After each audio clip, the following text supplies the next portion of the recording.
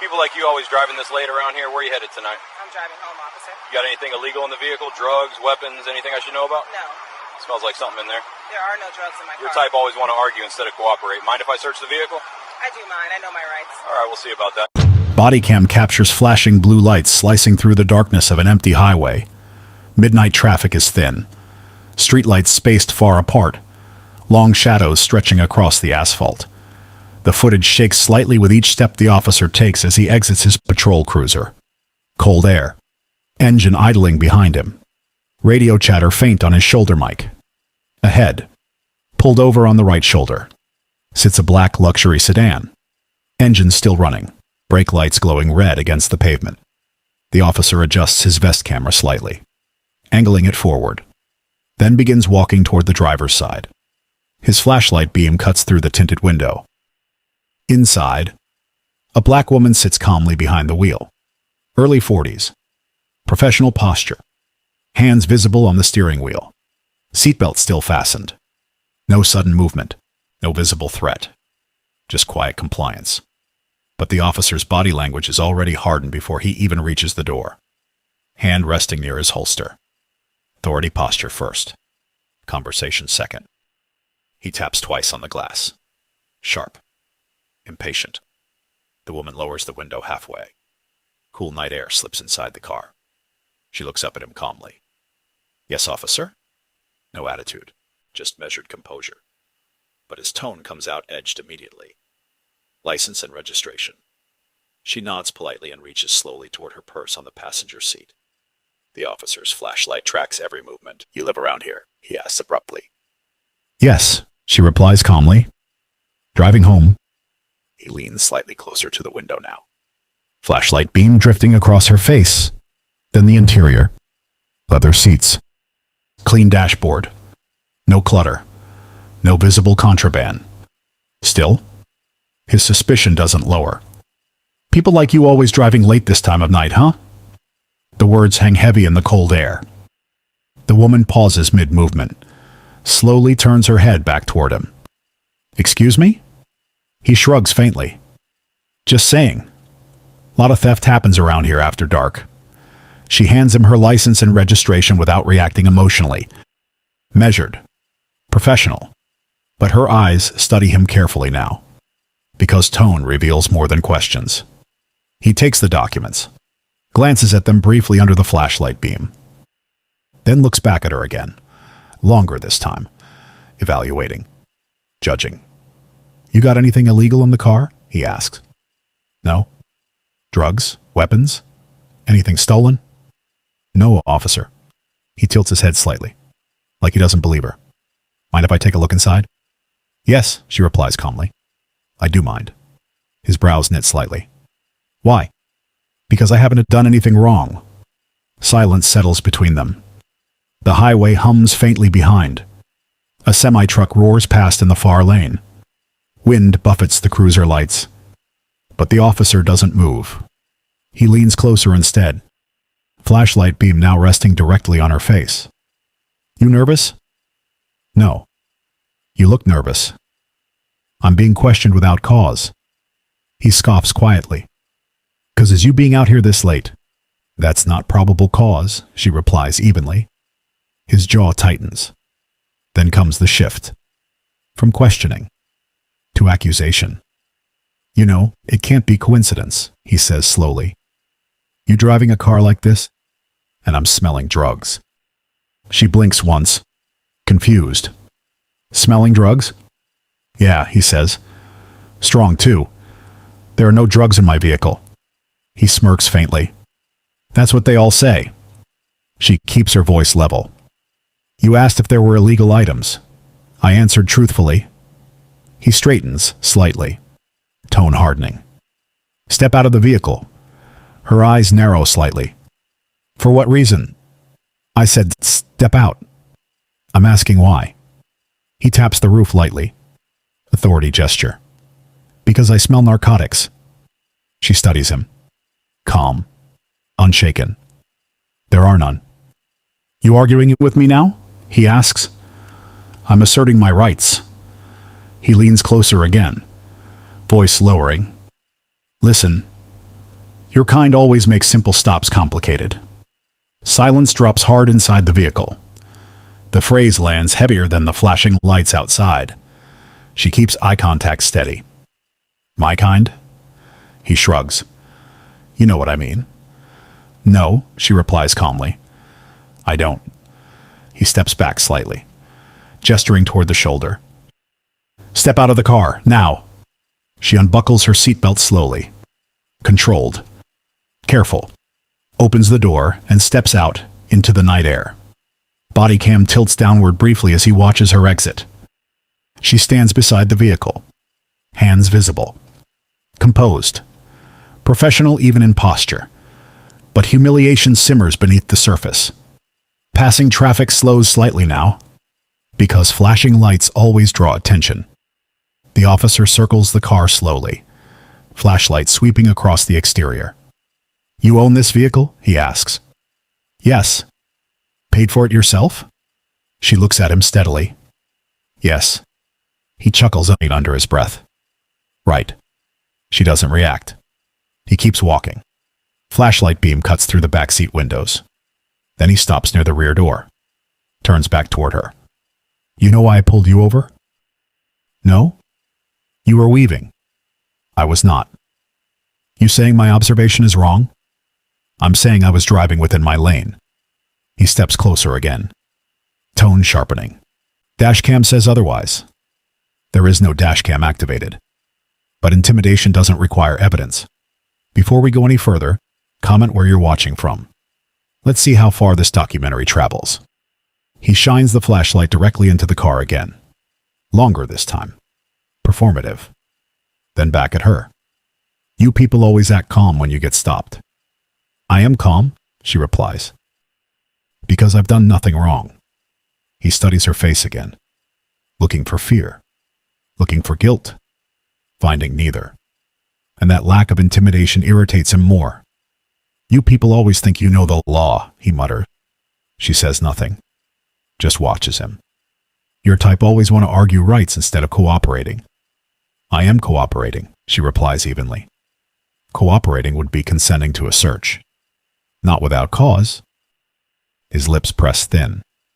So you got something to hide? No? Then prove it. I don't have to.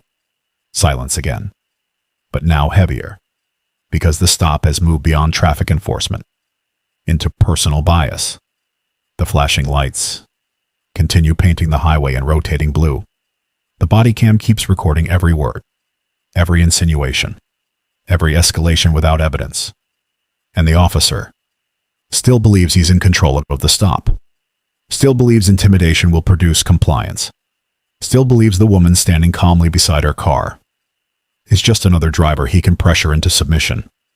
But what he doesn't realize yet is that this stop, this language, this unlawful search attempt, is about to collide with someone who knows the law far better than he assumes. Because the woman he's profiling on the side of a dark highway isn't just a driver, and this body cam footage isn't just recording a traffic stop. It's documenting the beginning of a career-ending mistake. Body cam continues recording as the wind pushes lightly against the officer's uniform. Highway noise hums low behind them. Passing headlights streak across the lens in slow intervals. The woman remains standing beside her sedan. Hands visible. Posture composed. Unshaken.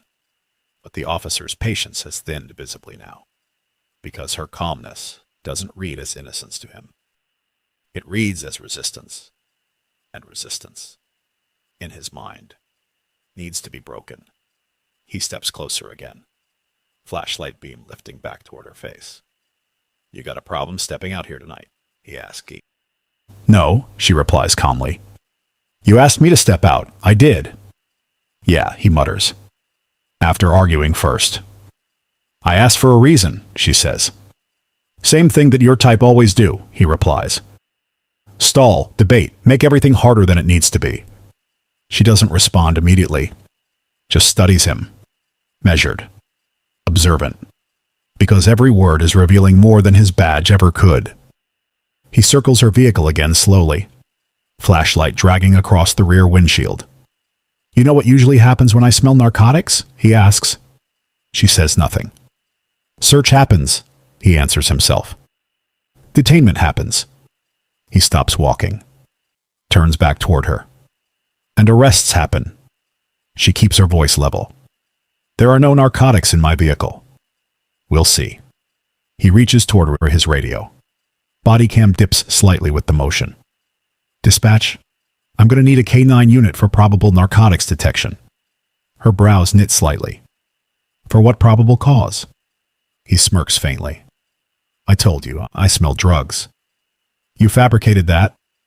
He steps closer again, voice lowering. You calling me a liar now? I'm saying there are no drugs. Your word against mine, he replies. Silence hangs heavy again, because power imbalance fills the space between them. He shines the flashlight directly into the back seat again. Longer this time, like he's hoping something will appear if he stares hard enough. Then he turns back to her. You alone tonight? He asks. Yes. No boyfriend riding shotgun? No. No husband? She pauses slightly. That's irrelevant. He chuckles under his breath. Not really. How so? She asks. Women like you usually got somebody else paying for cars like this. She says nothing, but her jaw tightens slightly. First visible crack in composure, he notices, and leans into it. What you do for work? He asks. Professional services, she replies. That vague, huh? He says. Corporate job? Yes. He nods slowly, then adds, figures. Silence again. You people always got corporate jobs on paper, he continues, but still out here moving product on the side. Her eyes narrow slightly. That accusation is baseless. Baseless? He repeat. Car like this? Driving late? Acting defensive? Refusing searches? He shrugs. Adds up. It adds up to bias, she replies calmly. He laughs once. Short. Dismissive. Everything's bias when it's your type getting stopped. She keeps eye contact steady. No, everything becomes bias when assumptions replace evidence. That lands. And he doesn't like it. His posture stiffens again. Listen, he says sharply. I've been doing this job long enough to recognize patterns. What patterns? She asks. He gestures vaguely at her car. At situations like this. That's not a pattern. That's profiling. His jaw tightens. Watch your tone. My tone is calm, she replies. Yours isn't professional. That pushes him further. He steps closer again, invading personal space now. Step to the back of the vehicle, he orders. For what reason? Officer safety. I'm already standing where you placed me. Step back. She complies. Slowly. Walks toward the rear bumper. Body cam follows. Flashlight beam bouncing slightly with each step he takes behind her. He positions her beside the trunk. Hands on the vehicle. She pauses. For what lawful reason? He leans closer, voice dropping. You really don't know when to stop, do you? I know my rights. Your type always think rights stop consequences. I'm not committing a crime. We'll determine that. She places her hands on the trunk slowly. Cold metal under her palms. Passing cars illuminating the scene in pulses of white light. He begins a slow visual sweep of the vehicle again. No search yet. Just intimidation. Funny thing about nights like this, he says. A lot of stolen vehicles move this stretch after midnight. This vehicle is registered to me, she replies. We'll verify that. You already have my registration. He ignores the point. You got priors? He asks. No. Any drug charges? No. Smells like someone with priors. She exhales slowly. Controlled. Measured. Because escalation is now obvious. Not investigative. Personal. He leans closer again. You know what happens if that K-9 hits on your vehicle? He asks. I'm aware of the procedure. Yeah, he says. I bet you are. Then comes the next escalation. If it alerts, we tear this whole car apart. Silence. Seats. Panels. Trunk lining. Everything. There will be nothing to find. We'll see. He steps back slightly, looks her up and down again, judging, evaluating, then says, "You people always act polished until the cuffs come out." She turns her head slightly toward him. "You have no grounds to cuff me. Grounds develop, not from imagination." His eyes narrow. "Careful. With what?" "With implying misconduct. I'm stating facts." He scoffs again. "Facts don't come from drivers on the shoulder at midnight. They come from law," she replies calmly. That irritates him most of all, and because she's not emotional, not reactive, not intimidated. And intimidation was his leverage. He keys his radio again. "K-9 still en route?" Static crackles back confirmation. 10 minutes out. He nods to himself, then looks back at her. "You better hope that dog doesn't alert." She says nothing, just stares down the dark highway, lights reflecting in her eyes, composed even now. But what the officer still doesn't realize is that pressure isn't breaking her. It's documenting him. Every assumption, every racial phrase, every fabricated cause for search, every unlawful escalation, captured in high definition on the camera mounted to his own chest. Because the stop he believes he's controlling is already spiraling beyond his authority. And when identity enters this encounter, when credentials replace assumptions, when law meets ego, the power dynamic won't just shift. It will collapse. Because the woman he's trying to intimidate on a dark highway knows exactly how this footage will be interpreted in court. And the K-9 unit he's calling to justify his actions will arrive seconds before the truth does. A truth that won't just end the stop. It will end his career. And the body cam keeps recording, unblinking, unedited, waiting for the moment everything flips.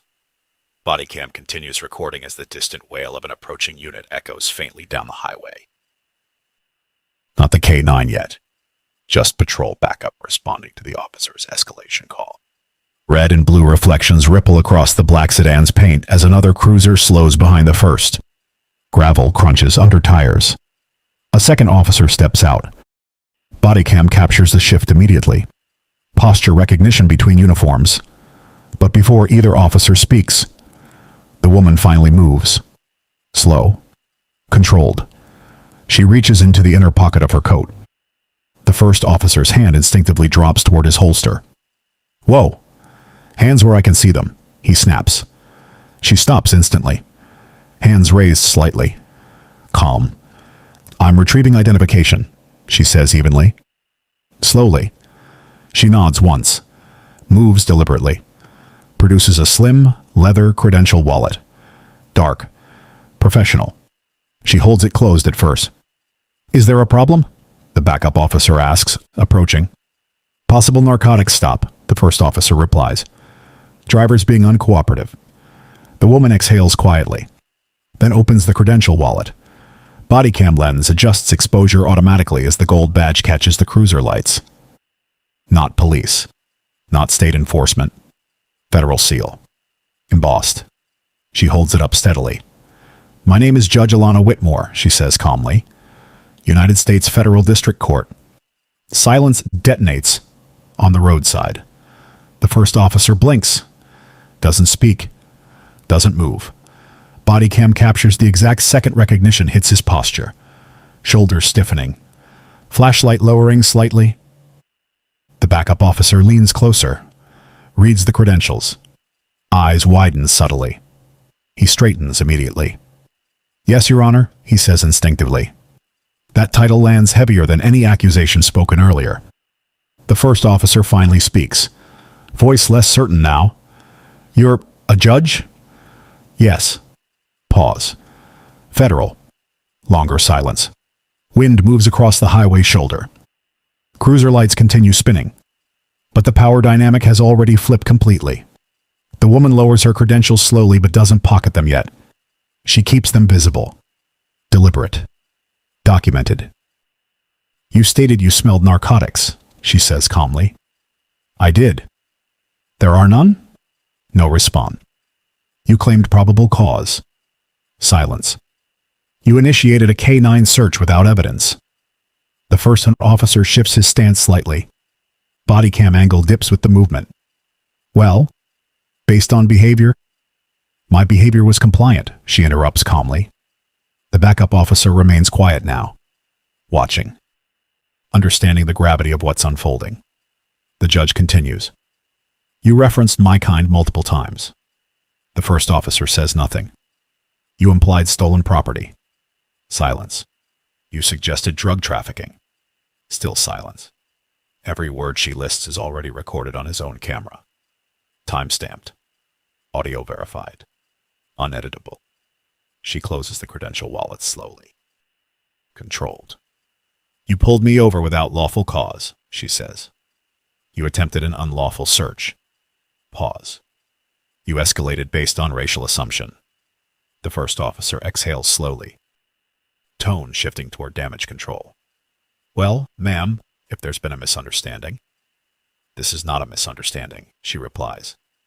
It's documented conduct. That lands harder than anything else said all night. The backup officer subtly steps half a pace back, creating distance from the unfolding liability. Cruiser radio chatter hums faintly in the background, but neither officer keys their mic now, because escalation has stopped, and exposure has begun. The judge turns slightly toward the body cam lens, not dramatically, just enough that her voice records cleanly. I will be requesting full preservation of this footage, she says calmly, along with dash, radio, and dispatch logs. The first officer's jaw tightens faintly. Because he knows policy. Automatic upload. No deletion. No editing. No narrative control. She meets his eyes one final time. You didn't smell narcotics, she says quietly. You smelled assumption. Silence floods the roadside again. Passing headlights streak across the camera lens. The K-9 unit's distant siren begins echoing faintly down the highway. But now it's arriving to a scene already flipped. Because the search he tried to justify has become evidence against him. And the footage recording on his chest is no longer documenting suspicion. It's documenting misconduct. If you're enjoying this documentary so far, like and subscribe. Because what comes next isn't just accountability. It's internal investigations, badge suspensions, federal complaints, and career-ending consequences. Bodycam continues recording as the K-9 unit finally arrives. Lights cutting through the dark shoulder of the highway. But the energy is different now. No urgency. No suspicion.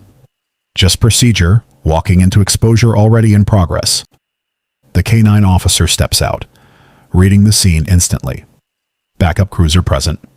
Driver calm. Primary officer silent. And a federal judge standing beside her own vehicle with credentials still visible. He approaches cautiously. What's the situation? The backup officer answers first, not the one who initiated the stop. Probable cause is being reassessed. That phrasing alone signals liability. The K-9 officer nods once. Professional. Measured. Then turns respectfully toward her. Ma'am. She nods politely. No search will be necessary, she says calmly.